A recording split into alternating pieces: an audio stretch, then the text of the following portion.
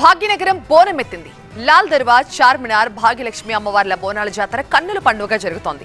బోనాలతో ఆడబిడ్డలు ఆలయాలకి పోటెత్తారు. చార్మినార్ ప్రాంతం మొత్తం కూడా ఆధ్యాత్మిక శోభ సంతరించుకుంది. భాగ్యనగరంలో బోనాల జాతర అంగరంగ వైభవంగా జరిగింది. బోనాల జాతరతో వీధి వీధిలో ఆధ్యాత్మిక శోభ వెల్లివిరిసింది.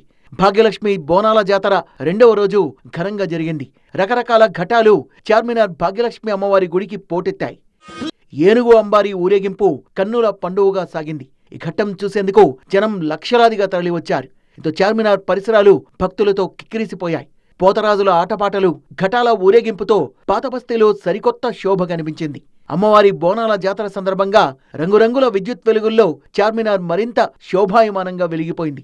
చార్మినార్ ప్రాంతం మొత్తం ఇసుకేస్తే రాలనంతగా జనం తండోపతండాలుగా తరలివచ్చారు. మరోవైపు లాల్ దర్వాజా బోనాల ఉత్సవాలు వైభవంగా జరిగాయి. శివసత్తుల పూనకాలు, పోతరాజుల విన్యాసాలు, డప్పు దరువులతో బస్తీలు మార్మోగిపోయాయి. వారికోస్ వెయిన్స్ వ్యాధికి కేవలం 30 నిమిషాల్లో చికిత్స. కాల్ చేయండి 9989527715. లాల్ దర్వాజాలోని సింహవాహిని ఆలయానికి భక్తులు పోటెత్తారు. లాల్ దర్వాజా జాతరలో రెండవ రోజు రంగం కార్యక్రమం నిర్వహించారు. నేను ఆనందిస్తున్నాను. ప్రతి గ్రామంలో నాకు నిండార్ల పూజలు చేసి కొలుస్తున్నందుకు మీరు కొలిసినా కొలవకపోయినా నా పిల్లల్ని నేను పులిమర చుట్టూ తిరిగి కాపాడుకుంటూనే వస్తా బాలుడా. భాగ్యలక్ష్మి అమ్మవారి ఆలయం దగ్గర బోనాల జాతరకు పోలీసులు భారీ బందోబస్తు ఏర్పాటు చేశారు. దాదాపు 2000 మందికి పైగా పోలీసులతో బందోబస్తు ఏర్పాటు చేసి ఆలయం చుట్టూ సీసీ కెమెరాలను ఏర్పాటు చేసి ఎప్పటికప్పుడు పరిస్థితిని పర్యవేక్షించారు.